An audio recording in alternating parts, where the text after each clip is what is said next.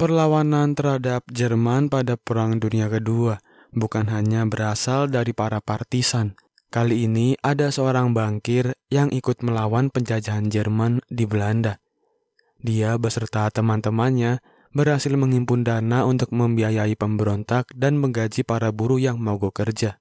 Walaupun pekerjaannya tidak terlihat, tapi perannya sangat penting untuk keberlangsungan hidup orang banyak. Tanpa berlama-lama lagi, langsung saja kita simak inilah alur ceritanya. Seorang bankir bernama Gijs van Hal sedang diinterogasi oleh pemerintah Belanda mengenai kisah perlawanannya melawan Nazi Jerman bersama adiknya. It all began with Wally. Cerita flashback ke tahun 1942. Seorang bankir bernama Wally van Hal sedang bermain bersama anaknya. Tepat pada hari itu, Wally berulang tahun yang ke-25. Dia terlihat sangat bahagia dengan keluarga kecilnya. Cerita beralih ke Bank Negara Belanda. Ros von Toningen diangkat menjadi kepala. Dia adalah salah satu simpatisan Nazi. Di kantor, Wally bekerja seperti biasa, mencatat setiap uang masuk dan keluar.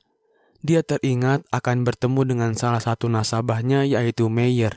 Asistennya mengatakan sejak tadi Tuan Meyer tidak dapat dihubungi. Mau tidak mau, Wally berjalan menghampiri rumah Meyer. Bel pintu rumah dibunyikan, tak ada satu orang pun yang menjawab. Wally pun mencoba masuk lewat pintu belakang. Meyer? Kondisi rumah sangat sepi, tidak terlihat tanda-tanda kehidupan. Betapa kagetnya dia melihat keluarga Meyer yang sudah tewas menenggak racun.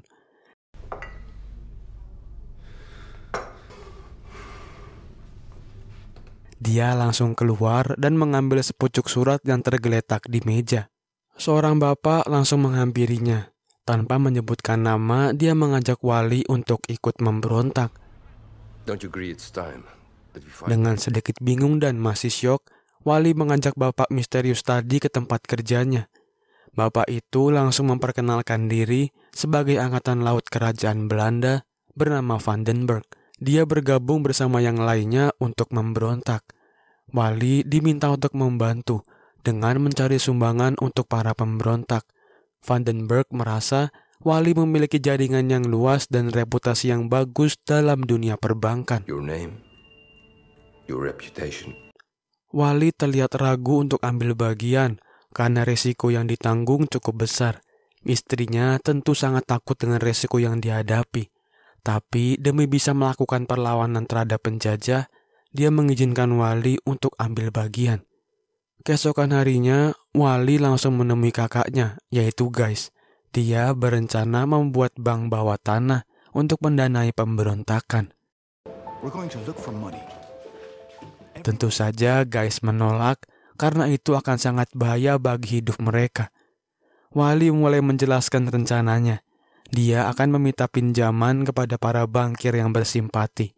Untuk menghilangkan kecurigaan dari pihak Jerman, dia akan memberikan selembar saham kuno untuk para pemberi pinjaman. Satu lembar saham bernilai 1.000 gulden yang nantinya bisa ditukar lagi saat perang usai. Setelah panjang lebar menjelaskan rencananya, Gijs tetap memikirkan resiko yang harus dihadapi dan memilih untuk tidak ikut campur. We're bankers, Wally. We're not resistance fighters. Sejak saat itu, Gijs tidak pernah bertemu Wally selama 2 bulan. Di sela-sela makan siangnya, Toningen menghampiri Gijs. Dia memberitahu akan menarik uang pecahan 500 gulden dan 1.000 gulden dengan alasan untuk melawan transaksi pasar gelap. Tentu saja ini adalah kabar buruk buat Wally. Gijs langsung pergi ke kantor Wally dan menemukan Yap sedang mendistribusikan uang untuk para pemberontak. I don't know what you mean. This is my new suit. Gijs memperingatkan Wally untuk menukarkan semua uang yang ada menjadi pecahan yang lebih kecil. Tapi dia tidak bisa melakukannya sendiri karena takut dicurigai. Alhasil, Gijs juga ikut membantu untuk menukarkan uang kepada teman-temannya. Wally menunjuk Gijs untuk mencatat setiap uang keluar dan masuk. Mereka berdua berkolaborasi. menyalurkan dan mencari peminjam yang bersimpati. Well, then don't expect any difficult questions from... Lebih dari 600.000 gulden terkumpul dalam 2 minggu, sebuah pencapaian yang sangat hebat bagi mereka. Guys masih ketakutan dengan resiko yang menghantui, tapi Wally menguatkan Guys untuk terus lanjut dalam mengelola bank bawah tanahnya. Ketakutan Guys perlahan-lahan terjadi. Gudang persenjataan milik pemberontak mulai diketahui. Tonningen sudah mencium adanya bank ilegal di Amsterdam. Dia meminta SS untuk melakukan penyelidikan lebih lanjut. Eine Schattenbank, die den Widerstand finanziert. Di sisi lain, Wally melakukan pertemuan dengan para pemberi pinjaman. Dia menggunakan nama samaran sebagai Van Tuyl. Wally menjelaskan sistem pendistribusian uangnya. Ada beberapa orang yang keberatan karena takut tertangkap oleh pihak Jerman. Tapi, Wally tetap meyakinkan mereka bahwa pihak Jerman tidak akan menemukan bank ilegal ini. Singkat cerita, Wally melakukan pekerjaannya, mendistribusikan uang dan mencari penyumbang.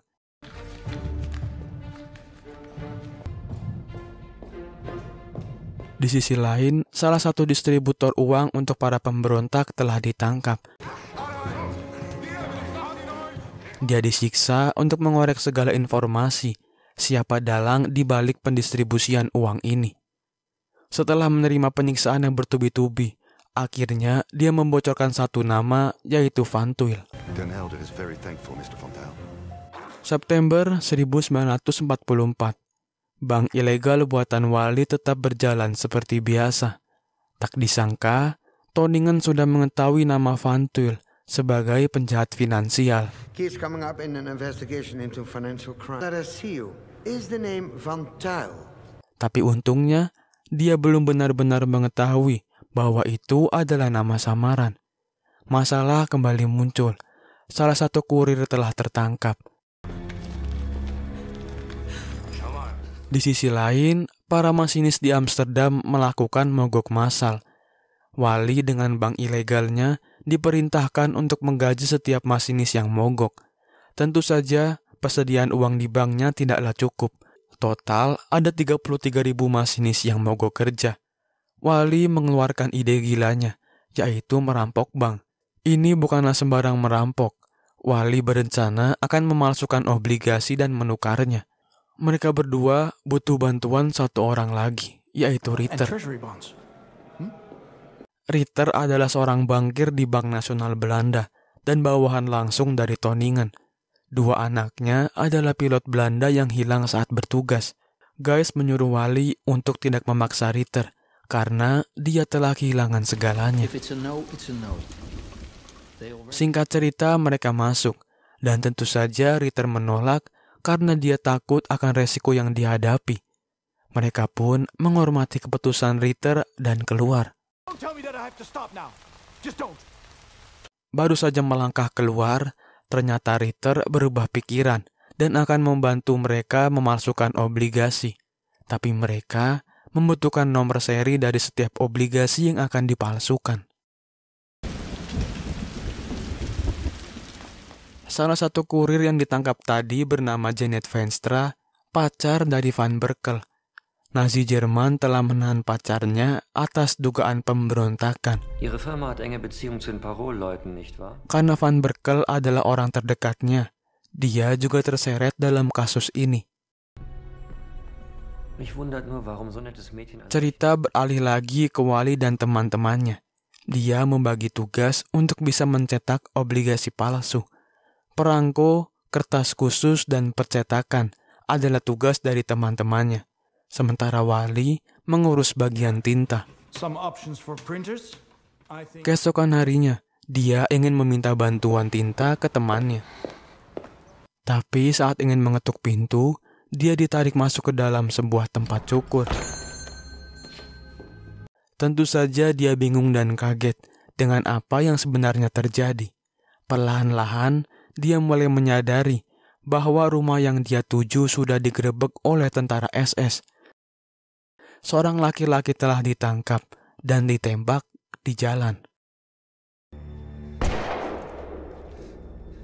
tukang cukur itu telah menyelamatkan nyawa Wally.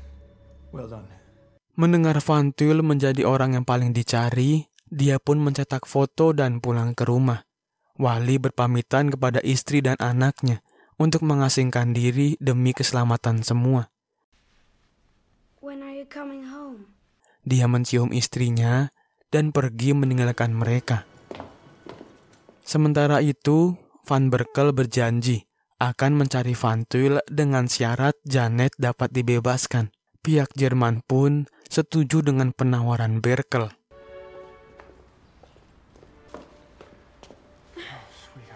Di tengah pekerjaannya mencetak obligasi palsu, tiba-tiba Yap datang dan mengabarkan bahwa Vandenberg telah ditangkap. Walaupun salah satu otak dari pemberontakan telah ditangkap, Wally tidak menyerah. Si pemilik percetakan menolak untuk membantu karena takut jika namanya ikut terseret. Walaupun keadaan mulai genting, Wally tetap teguh dengan pendiriannya dan memasukkan obligasi milik perusahaan pos Belanda. Pekerjaan terus berlanjut.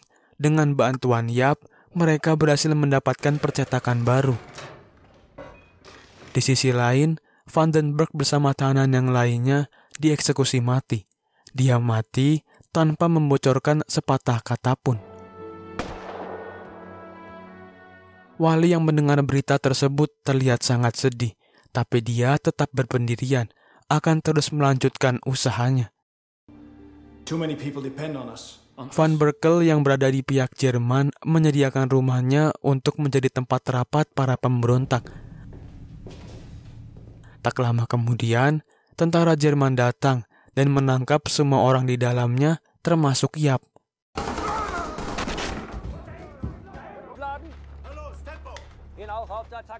Di sisi lain, Wally berhasil mendapatkan nomor seri.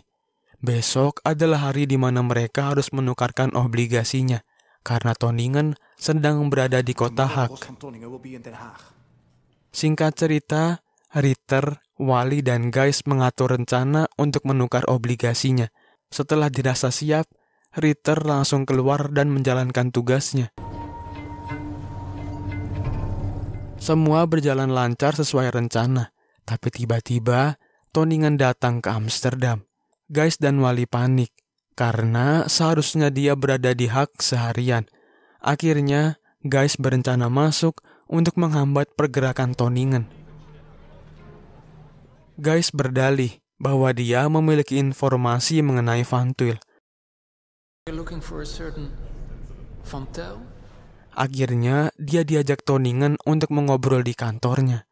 Sementara itu, Ritter mulai masuk ke berangkas. Dia menyampaikan maksud dari kedatangannya, yaitu memeriksa beberapa obligasi milik pos. Baker, sang penjaga berangkas, langsung menelpon Toningen untuk konfirmasi. Yes, this is urgent. Tapi untungnya, Toningen yang sedang asik mengobrol tidak menjawab telepon itu. Ritter pun disuruh untuk kembali besok. Dengan sedikit marah-marah dan keras, Baker akhirnya mau mengambilkan obligasinya.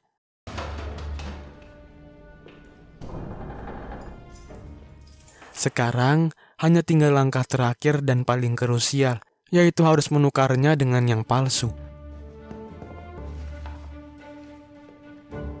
Setelah semua tugasnya tuntas, Ritter pun turun ke bawah dan tidak sengaja bertemu dengan Toningen.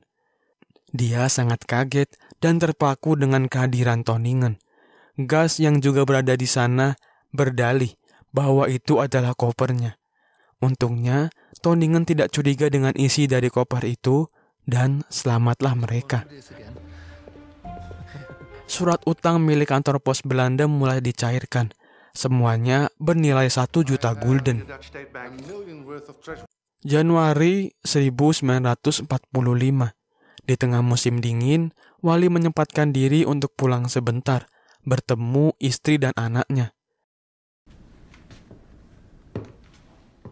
Ini adalah kali pertama mereka bertemu sejak Wally pergi meninggalkan mereka.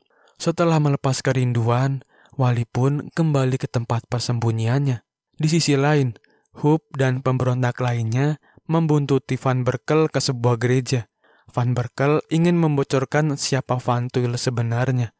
Untuknya Huub langsung masuk dan baku tembak tidak dapat dihindari. Seorang letnan SS berhasil terbunuh malam itu, tapi sayangnya Huub tertangkap oleh pasukan SS yang mengepung. Was haben Sie denn erwartet? Dia langsung diperiksa dan disuruh membocorkan siapa Van Tuyl sebenarnya. Huub tetap tutup mulut dan tidak berkata apa-apa. Satu persatu pemberontak mulai ditangkap dan tempat persembunyian mereka sudah diketahui. Sampai akhirnya Van Tuyl alias Wally masuk ke jebakan Jerman. Sampai titik ini, pemerintah Jerman belum mengetahui bahwa Wally adalah Van Tuyl. Para pemberontak yang ditangkap langsung dibawa ke penjara. Kebetulan ruangan Wally berada di sebelah Yap. Mereka dapat saling berbicara lewat celah di dinding. Guys langsung memberitahu Tilly tentang berita ini. Dia menyuruh Tilly beserta yang lain untuk mengungsi ke rumah orang tuanya. Sementara dia melanjutkan perjuangan Wally. Sementara itu, Wally mengobrol dengan Yap. Jika nanti nama aslinya terbongkar dan harus mati saat itu, dia meminta Yap agar selalu menjaga istri serta anak-anaknya.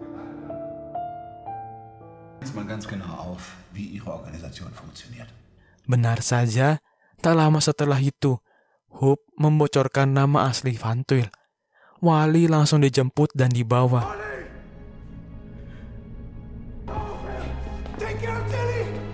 Bersama tahanan yang lainnya, dia dibawa ke pinggir sebuah sungai untuk menghadapi hukuman mati. Semua disuruh berlutut di depan para regu tembak. Suara letupan senjata api mulai terdengar. Wally yang sudah pasrah melihat bayangan anaknya. Dan akhirnya, sebuah peluru bersarang tepat di kepalanya. Tilly yang mendengar kabar kematian Wally langsung lemas dan tak percaya. Laki-laki yang paling dicintainya sudah tiada. Perjuangan Wally beserta pemberontak yang lain tidaklah sia-sia. Setelah Belanda merdeka, Van Berkel langsung dieksekusi oleh para pemberontak. Huub yang membocorkan nama asli Van Tuyl didenda 500 gulden oleh tentara pembebasan Belanda. Sementara Tonningen ditahan di Kanada dan mengakhiri hidupnya sendiri. Scene kembali ke awal. Guys selesai menceritakan bagaimana perjuangannya bersama Wally, membangun sebuah bank ilegal. Dia menyerahkan semua administrasi agar pemerintah Belanda dapat melunasi semua pinjamannya. Dan film pun selesai. Segitu aja alur cerita film kali ini. Terima kasih karena telah menonton dan sampai jumpa di video seru lainnya.